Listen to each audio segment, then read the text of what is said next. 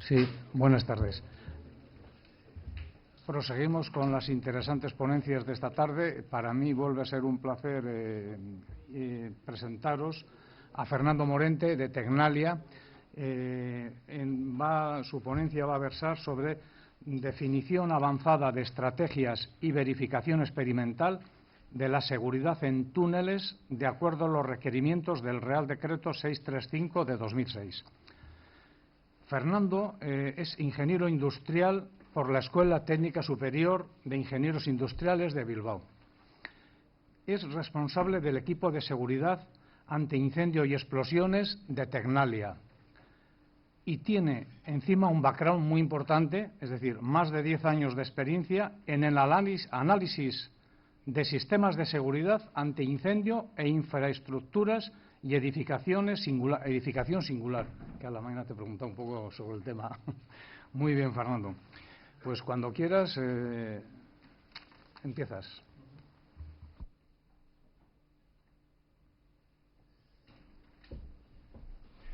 Hola, buenas tardes a todos. Gracias, Ernesto, por la presentación. Como bien se comentaba, yo os voy a hablar sobre la definición avanzada de estrategias y verificación experimental de la seguridad de acuerdo a los requerimientos del Real Decreto 635 de 2006. Vamos a trabajar, igual os mareo un poco, vamos a trabajar con dos pantallas. Aquí seguiremos la presentación y en aquella de allí os presentaré algunas simulaciones y algún vídeo sobre la manera en la cual se puede hacer esas verificaciones experimentales.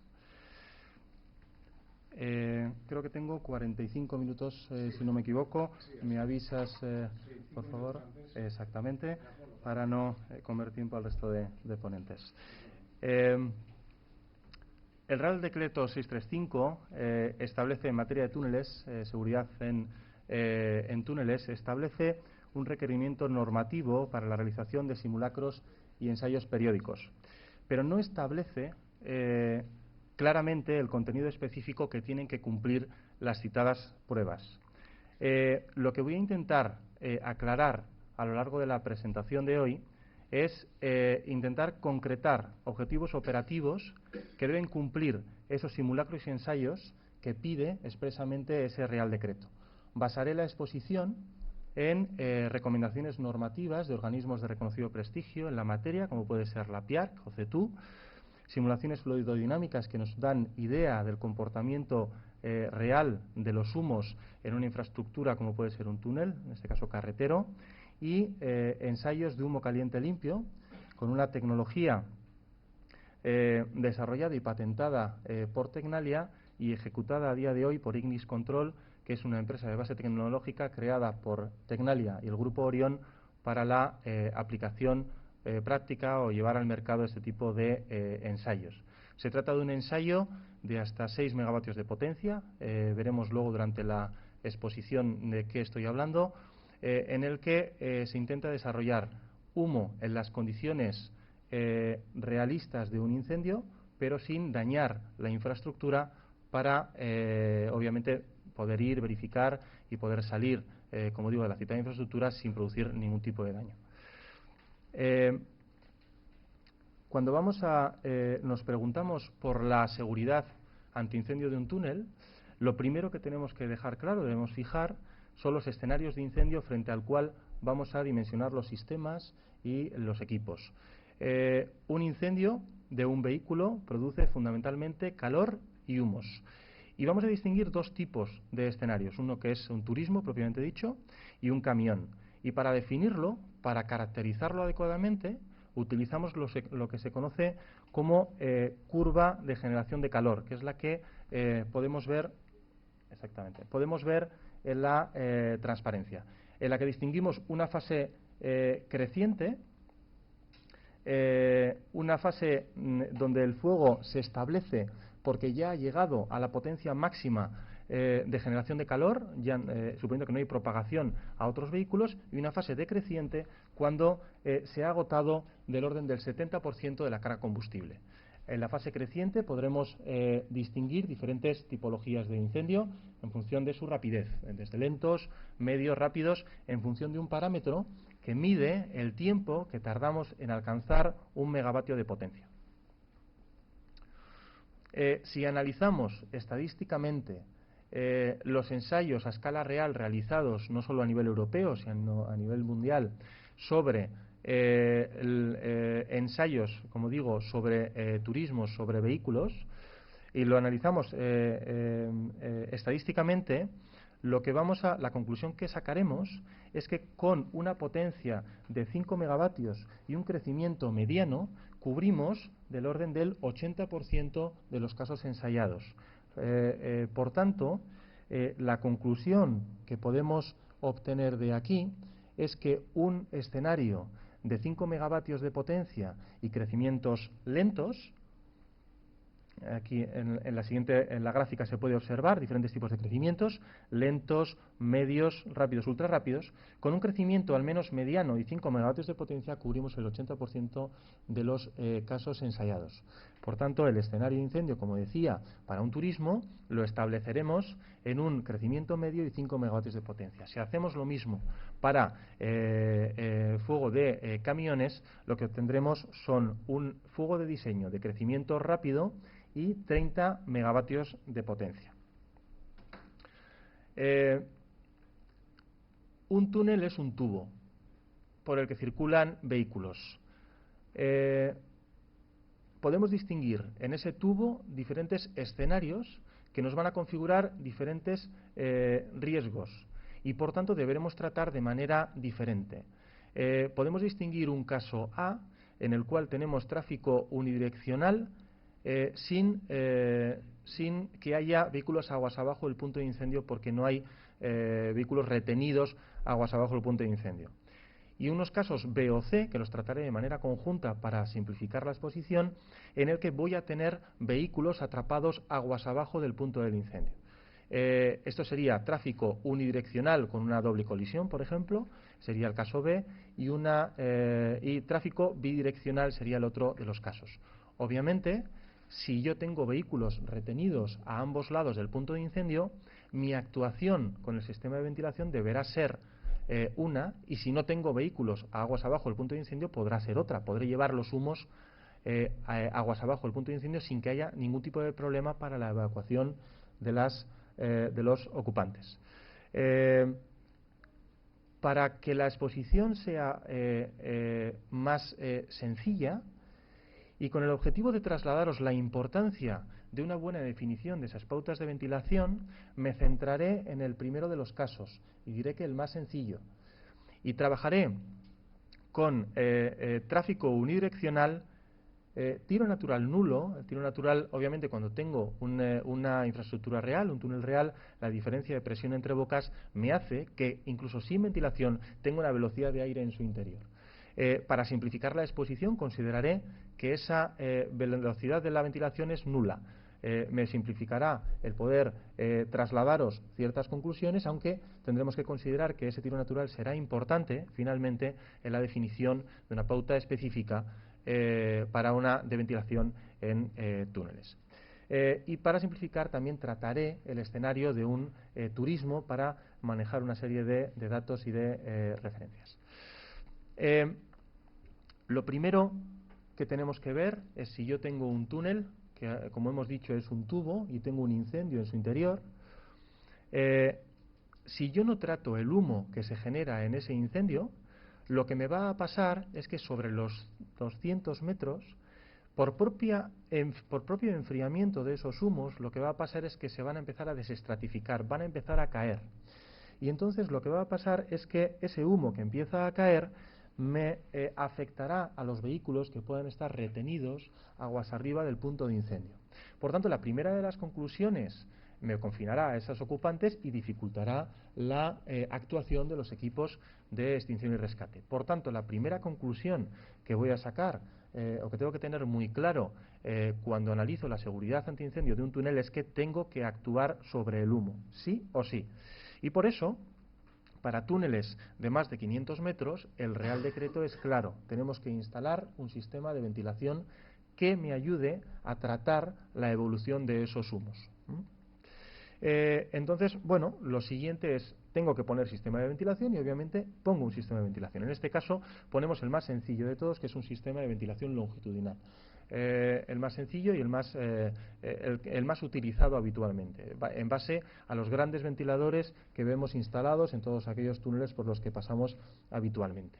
El sistema o el objetivo es muy claro. Yo pongo un sistema de ventilación y lo que hago es ventilo, doy una velocidad de aire en el interior del túnel y lo que hago es llevo el humo aguas abajo del punto de incendio. Por tanto, los vehículos que están aquí no están embebidos en humo y los ocupantes pueden salir de esos vehículos y pueden evacuar. Hasta aquí sencillo. Lo que pasa es que hay un problema. Para pasar de la situación que veíamos inicialmente de un humo avanzando en ambos sentidos a una situación en la que yo he ventilado, he bombeado aguas abajo del punto de incendio y ya no tengo humo aguas arriba, hay una etapa intermedia. Y entonces esa etapa intermedia de recuperación de esos humos es clave, porque si yo no hago un uso efectivo de ese sistema de ventilación, como veremos, si yo no ventilo en las condiciones adecuadas, puedo tener un sistema que va a tener una capacidad muy clara, con los humos va a poder, pero que no será efectivo, no tendrá una pauta de actuación adecuada y por tanto puedo poner en peligro a los ocupantes que puedan estar en los vehículos en ese túnel.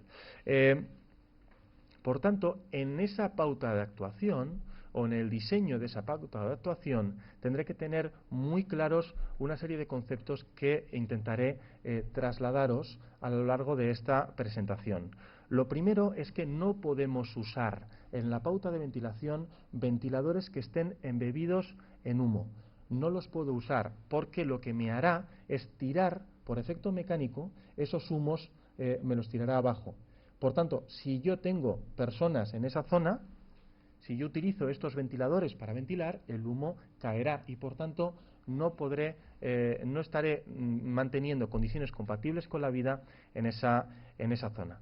Diremos, por tanto, que el algoritmo de encendido de ventiladores tendrá que ser función de la posición del incendio. Si miramos ahora mismo en la otra pantalla, lo que veremos.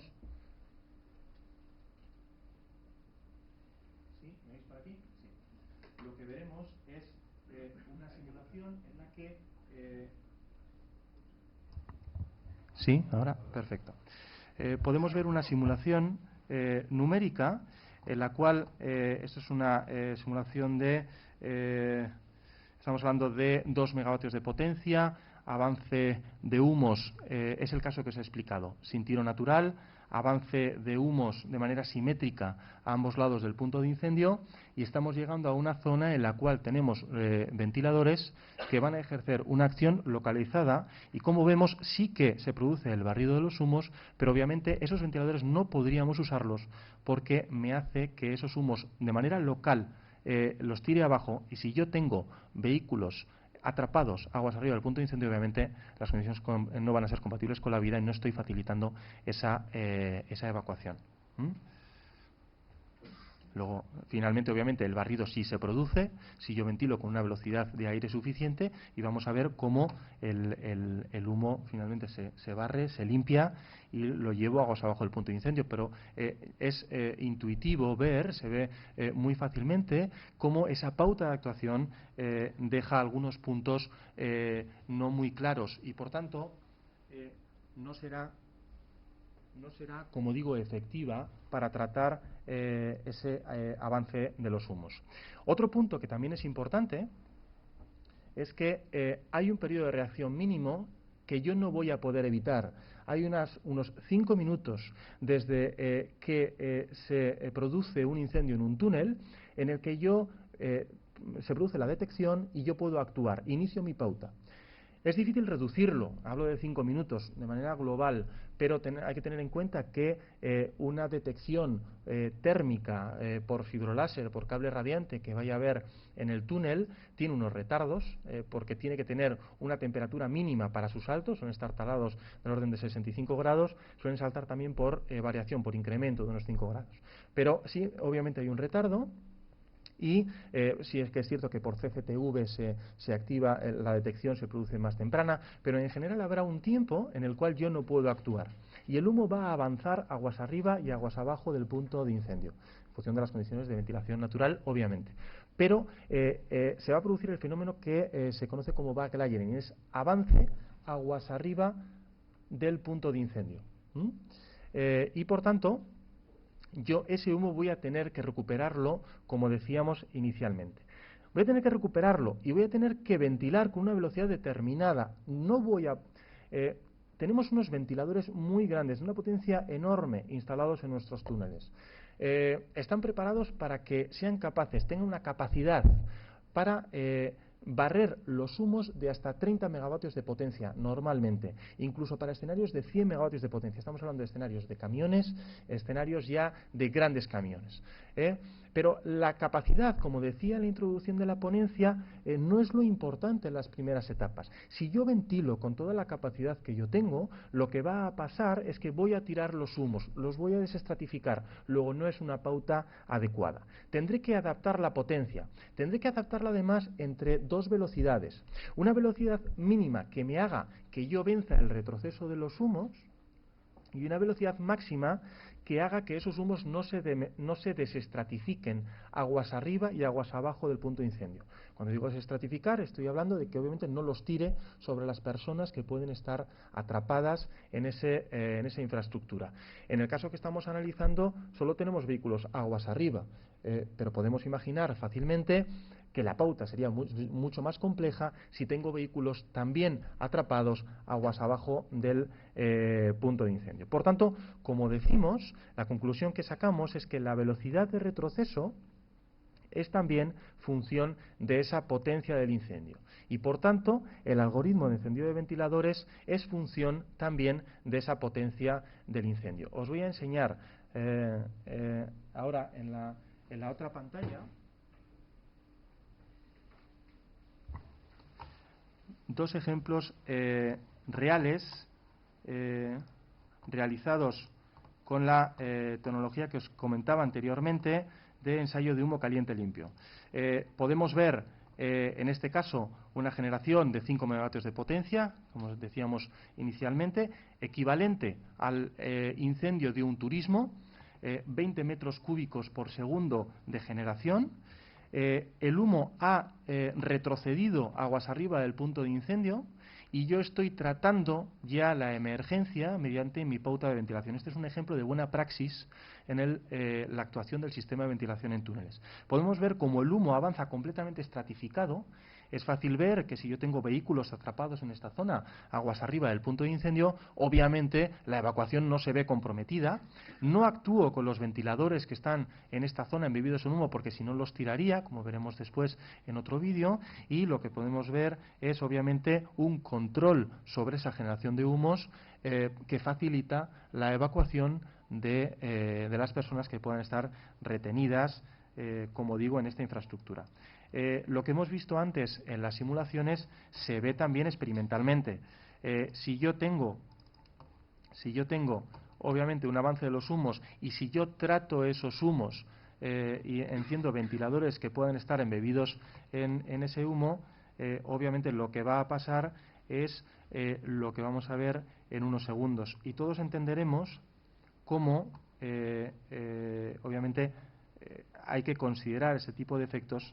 Ahí tenemos una caída localizada de los humos. Obviamente, si yo tengo vehículos atrapados en esa zona del incendio, pues poco puedo hacer. Luego habrá que adaptar la pauta para que, obviamente, no active ese tipo de esos ventiladores que están embebidos en humo, o al menos que me hagan, que no me afecten para lo que es la evacuación de las personas.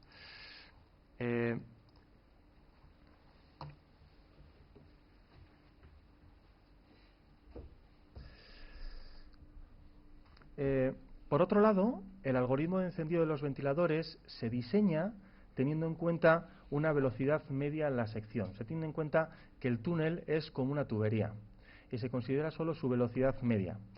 Pero los anemómetros que tenemos instalados en los túneles, que miden velocidad en el túnel, está condicionada por su posición. Los anemómetros se colocan normalmente en cumbrera y ahí, por efecto del rozamiento, la velocidad que medimos está sesgada, no es equivalente a la velocidad media que tendríamos en la sección. Por tanto, podemos correr el riesgo de estar manejando unos equipos con unas lecturas que no son adecuadas, no son representativas de lo que es el desarrollo real de la emergencia en el propio túnel. Luego es necesario para la aplicación adecuada de esas pautas, que se realice un ajuste de esos anemómetros. No estoy hablando de una calibración, que obviamente los anemómetros deben medir adecuadamente, pero sí también un ajuste que lo que haga es me transforme esa medida localizada, esa medida sesgada en cumbrera, que me lo lleve a las velocidades medias en sección.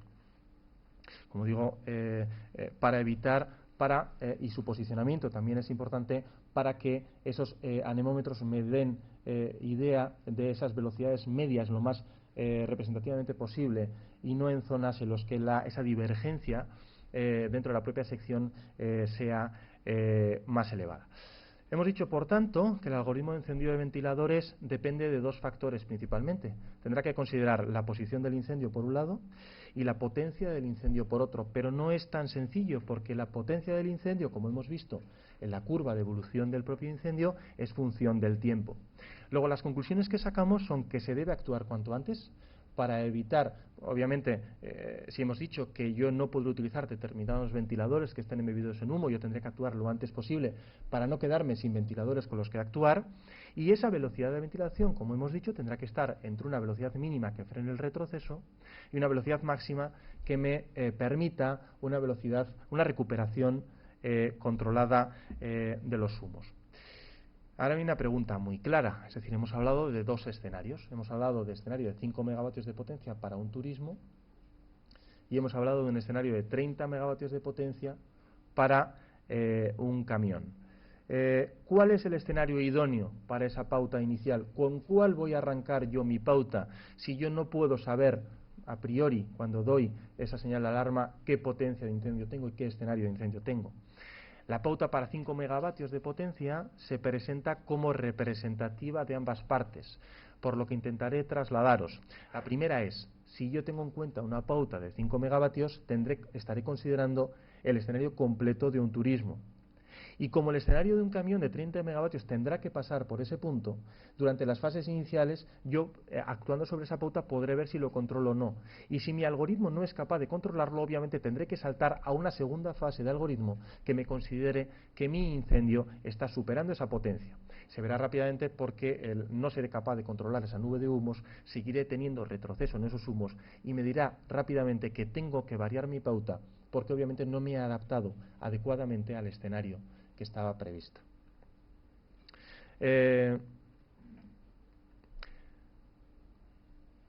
Con esta parte de la ponencia, lo que intentaba trasladaros es la dificultad que existe a la hora de definir las pautas, los algoritmos de ventilación en túneles. El Real Decreto 635, que es la normativa que establece los requerimientos a nivel nacional para la seguridad en túneles en las carreteras del Estado, consciente de ello, establece un requerimiento para el desarrollo de ensayos de verificación de esas pautas de ventilación. Y es lo que denomina simulacros periódicos y ensayos. El Real Decreto es una transposición directa de una directiva europea, existe en el resto de países de la Unión, y sí que podemos encontrar algunas otras normativas de carácter local que lo desarrollan algo más. En Vizcaya hay un decreto foral que desarrolla algo más esos requerimientos, pero a nivel nacional el requerimiento aceptado es el establecido en ese Real Decreto. Pero ese Real Decreto no establece, como decía al inicio de la presentación, requerimientos claros de esos ensayos. Sí que establece los siguientes puntos. Dice que los simulacros deberán ser lo más realistas posibles, evitando todo daño en el túnel, deberán estar realizados a escala natural y los resultados se podrán apoyar en parte mediante simulaciones computacionales. Pero las preguntas que quedan sin responder es, ¿qué es un simulacro y qué es un ensayo? No está muy claro. ¿Qué potencia tienen que tener esos ensayos de humos cuando los requerimos? Porque lo que el sector estaba haciendo habitualmente son lo que se conoce como ensayos de humos fríos, es abrir botes de humo que se utilizan habitualmente en aplicaciones navales o de señalética, que no reproducen adecuadamente el desarrollo de un incendio porque no tienen la temperatura suficiente. Una cosa, en contrapartida, lo que le gusta mucho a los franceses es lo que denominan ensayos reales, es decir, quemar un turismo. propiamente dicho, pero no es manejable en un túnel en servicio o de rápida puesta en servicio, porque hay que proteger, hay que limpiar posteriormente y obviamente desde un nivel normativo no se puede establecer un requerimiento que penalice tanto la puesta en marcha de una infraestructura de este tipo. Surge un nuevo concepto en el medio, que es el concepto de humos calientes. Lo que pasa es que tendremos que pensar dónde establecemos esa diferenciación, porque de un humo frío, que puede estar, obviamente, no a temperatura ambiente, pero puede estar a unos 30 grados centígrados, a unos humos calientes, esa barrera tendremos que definirla adecuadamente. ¿Y cómo la estableceremos? El Real Decreto no dice nada, pero tendremos que ir, como decía anteriormente, a la PIARC, al CETU, organismos de reconocido prestigio, o utilizar el sentido común, ver para qué se piden este tipo de ensayos y qué objetivos le vamos a pedir. Intentaré responder a esa pregunta en el resto de la presentación. Si vamos a la PIARC lo explica más detalladamente. La PIARC establece, lo que quiero que hagas son dos tipos de pruebas. Quiero que hagas simulacros por un lado, simulacros que quiero que sean, digámoslo así, y permitidme que lo defina así, para que se entienda más fácilmente, del túnel hacia afuera. Quiero saber cuánto tiempo tarda Protección Civil en hacerse cargo de la emergencia, cuánto tiempo tarda Bomberos en llegar a la infraestructura en caso de un incendio, y que todos esos sistemas, todos esos agentes estén debidamente coordinados. Eso es lo que te voy a pedir con lo que denominamos simulacro. Pero por otro lado, quiero que me hagas ensayos de ventilación, donde el objetivo, claro, es que me midas el correcto funcionamiento de esos algoritmos de ventilación. Quiero que me midas o que me verifiques la eficacia de los sistemas de ventilación, no la capacidad. Como hemos dicho, los ventiladores están diseñados, el sistema de ventilación está diseñado para poder con 30 megavatios de potencia, pero quiero que me verifiques esa eficacia, esa eficiencia de los sistemas de ventilación con la pauta que tienes establecido a tal fin. Lo deja muy claro, dice: humo frío no es adecuado para los objetivos que marcamos para las pruebas de ventilación, porque es obvio, no reproduce las condiciones reales de incendio y por tanto no va a ser representativo de un incendio real. El humo no va a ascender, no se va a comportar como se comporta un incendio real. Y me da algunos ejemplos de lo que PIARC considera que son elementos representativos para la verificación experimental de esas pautas. Y habla específicamente de mezclas de 25 litros de petróleo con 5 litros de gasoil, o me dice quema un coche antiguo, como decíamos, o otra serie de fuegos de diseño que me dicen de manera implícita qué condiciones tienen que tener esos ensayos que tenemos que pedirles para los algoritmos de ventilación. Escenarios de ese tipo lo que configuran es el equivalente al ensayo propiamente de un turismo, y estamos hablando de generación de humo del orden de los 20 metros cúbicos segundo y de unas potencias de ensayo que van desde 2,5, diría 4 o 5 megavatios de potencia, que son las condiciones que mencionaba al inicio de mi exposición. Claro, la PIARC recomienda ensayos de 5 megavatios de potencia. Estamos hablando de temperaturas del orden de 200, 500 grados centígrados. Pero la pregunta es, con menos potencia, del orden de 1 megavatio, que suelen ser fuegos representativos para los sistemas de ventilación en edificación, ya se observa estratificación. El humo ya asciende y ya va estratificado. ¿Por qué tengo que utilizar mayores potencias? ¿No se puede validar mi pauta de ventilación con esos ensayos de menores potencias? Intentaremos responder por qué no y por qué la PIARC pide potencias mayores, aunque es claro que obviamente se está exigiendo más para ese ensayo. En la primera parte de la exposición hablaba de los condicionantes que nos marcábamos para los algoritmos de ventilación, y hablábamos expresamente, decíamos, hay que actuar lo antes posible sobre el humo. Perfecto, no hay ningún tipo de problema en ese sentido. Hay que actuar sobre el humo y hay que actuar lo antes posible. Otro de los puntos que veíamos importante era que el algoritmo de encendido de ventiladores es función de la posición del incendio, porque si no lo que iba a tener es una desestratificación local.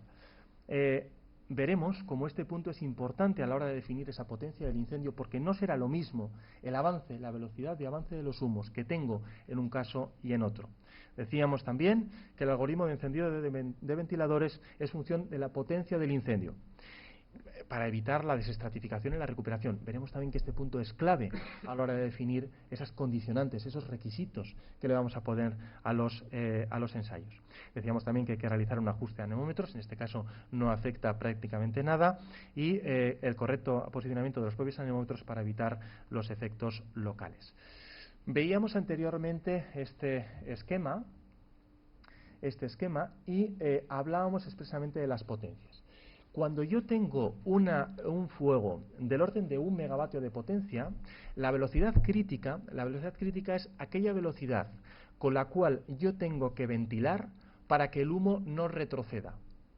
La velocidad crítica, me vais a permitir, no es realmente así, pero a nivel pedagógico permitidme que hable de velocidad crítica y velocidad de avance de humos para que se entienda el mensaje. Cuando la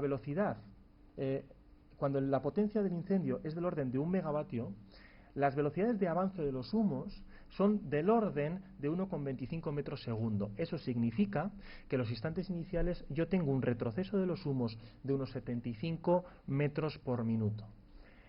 Obviamente, con esas velocidades de avance, yo voy a embeber en humo ciertos ventiladores. Y obviamente yo tendré esa velocidad de avance de los humos. Si yo el fuego lo tengo de 5 megavatios, lo que tendré son velocidades de avance de los humos del orden de 2,5 metros segundo y unos retrocesos de 150 metros minuto. Está claro que yo con un incendio de 5 megavatios voy a embeber más ventiladores que en un incendio de 1 megavatio podría usar en mi pauta porque obviamente no los he embebido, pero que en un incendio real no los podría usar. Y al revés, y en el otro punto también, como las velocidades de avance de los humos son mayores, si yo quiero que un ensayo de 1 megavatio me salga bien, tendré que, digamos, falsear mi pauta. Porque si yo ventilo con la velocidad prevista en la pauta de ventilación para 5 megavatios, lo que tendré es desestratificación de los humos. Por tanto, diremos que ensayos con potencias inferiores a esos 5 megavatios, a esa recomendación que establecía la PIARC, no permiten verificar el algoritmo de ventilación de un escenario real. Estamos hablando de turismo o primeros instantes de un escenario de un camión. Y como decía anteriormente, obligan a falsear esa pauta para obtener buenos resultados sobre el ensayo. Vamos a obtener lo que queramos obtener, obviamente, pero que seamos conscientes de lo que queremos obtener. Y si lo que queremos es verificar realmente la pauta de actuación, el algoritmo de ventilación, frente a un incendio real, tendremos que trabajar con las potencias adecuadas de incendio para que esos ensayos sean, como digo, representativos. Y sin más, una serie de... ¿cómo vamos de tiempo, Sherman? Una serie de conclusiones, grandes titulares que sí que quiero que tengáis y que eran los objetivos que me marcaba a la hora de hacer esta presentación. Lo primero es que los 10-15 primeros minutos de un incendio en un túnel son críticos para la evacuación de los ocupantes. Luego vendrá Protección Civil, vendrá Bomberos, se hará cargo de la emergencia. No es fácil, obviamente, porque un túnel es una infraestructura muy crítica, pero bueno, luego ya ventilaremos con la capacidad que tenga el sistema, llevaremos el humo aguas abajo del punto de incendio y al final pues se hará lo que se pueda para tratar esa emergencia. Pero tenemos que dotar al túnel de las instalaciones y de las pautas de ventilación, sobre todo importante, adecuadas para que esos 10-15 primeros minutos en los que esa infraestructura debe ser autónoma dé las acciones necesarias para que esas personas, esos ocupantes que estén retenidos en el túnel, puedan evacuar la infraestructura de manera segura. Los túneles, como decía, tienen que tener algoritmos de ventilación lo más automatizados posibles. No podemos dejar que los operadores decidan cómo actuar en caso de incendio. Tenemos que automatizar esas pautas y que esas pautas se den y se activen lo antes posible por los condicionantes que hemos visto durante toda la exposición. Los algoritmos de ventilación deben tener en cuenta el posicionamiento, como decíamos inicialmente, y la potencia del incendio para ser realmente efectivos. Los anemómetros deberán estar debidamente posicionados y calibrados, porque es que si no, estaremos trabajando con un sistema, permitidme que lo diga así, a ciegas. No estaremos teniendo los inputs adecuados para reaccionar adecuadamente ante esa emergencia. Los simulacros periódicos deben ayudar a coordinar todos los agentes involucrados en la emergencia, deben ser del túnel hacia afuera. El Real Decreto es claro en este punto, exige pruebas periódicas cada 2 años y establece ensayos de ventilación, exigencia normativa cada 4, y habla de ensayos de ventilación que permitan ayudar a validar las pautas en una primera explotación y a mantener formados a operadores para el tratamiento de una emergencia real en servicio, como decíamos inicialmente, del túnel hacia adentro. Verificación específica de los algoritmos y de las pautas. Con esto finalizo mi exposición y ahora estaré encantado de resolver cualquier tipo de comentario o duda que tengáis al respecto. Muchas gracias por vuestra atención.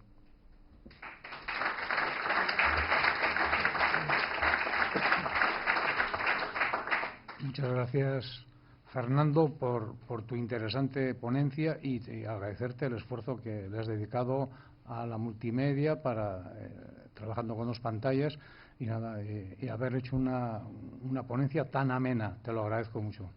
Gracias. ¿Alguna pregunta?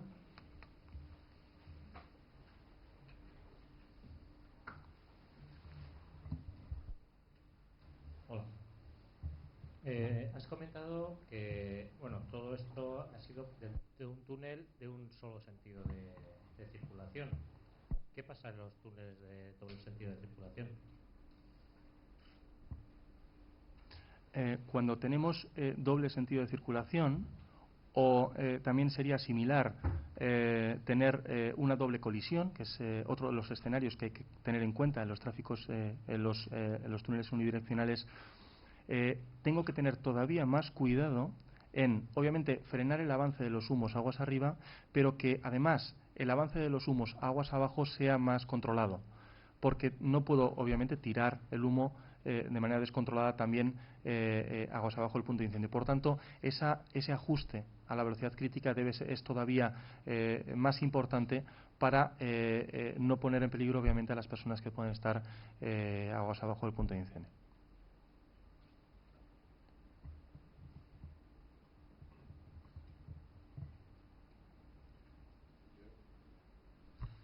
A mí me gustaría, si es posible, hacerte una pregunta. ¿Se oye?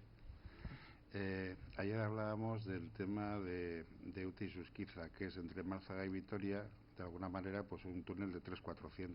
Y claro, hablamos a veces de túneles en función de unos accesos que son zonas planas, y lo estamos viendo en la Ibasca, es decir, los túneles van a mucha altura y resulta que, claro, es difícil el acceso. En un momento determinado te encuentras con la problemática de que el acceso a ese túnel va a ser complicado. Cuando hablas de 15 minutos que se pasan disparados rapidísimamente, claro, la dificultad es, primero, cómo se organiza todo esto en 15 minutos y cómo se hace el tránsito a los bomberos que llegan en esa situación en función de, estoy de acuerdo contigo, la parte automática.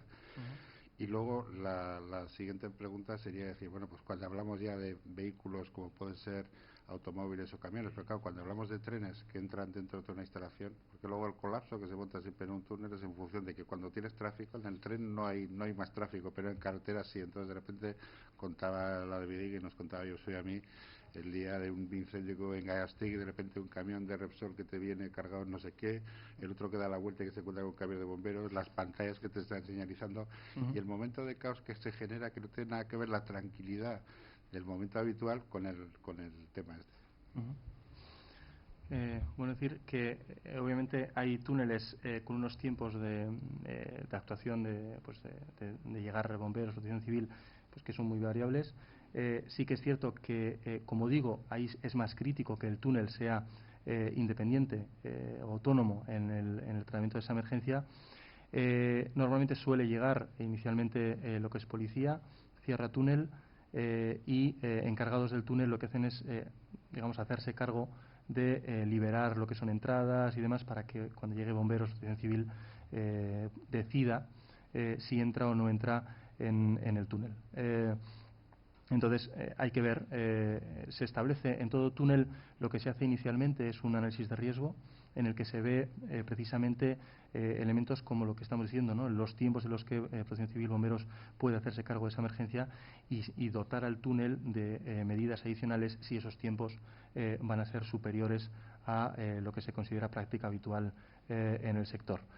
Y respecto a la segunda pregunta, completamente de acuerdo. Obviamente, cuando tenemos hay imágenes de incendios reales que son realmente escalofriantes. Es decir, lo primero que se dice cuando hay un incendio, la primera recomendación es que dejes las llaves puestas en el vehículo y abandones el coche, ¿no? Eso es una cosa que no todo el mundo hace y la mayoría de la gente lo que hace muchas veces es dar la vuelta al vehículo, intentar salir. Las condiciones no son tan limpias como se cabría esperar, ¿no? Pero ahí sí que es cierto que tenemos que hacer una labor de formación de lo que es el tratamiento de esta emergencia. El túnel es un punto hostil para los equipos de extinción. Es importante la formación de esos equipos de extinción en el tratamiento de incendios en túneles. No son habituales, es más habitual obviamente en edificación y por tanto la formación aquí es más clara y también es muy importante los aspectos de difusión del comportamiento de emergencias de este tipo en túneles para las personas de a pie, porque obviamente pueden ser potenciales ocupantes que puedan estar en situación de riesgo y eso sí es importante. Entonces son puntos en los que hay que incidir específicamente.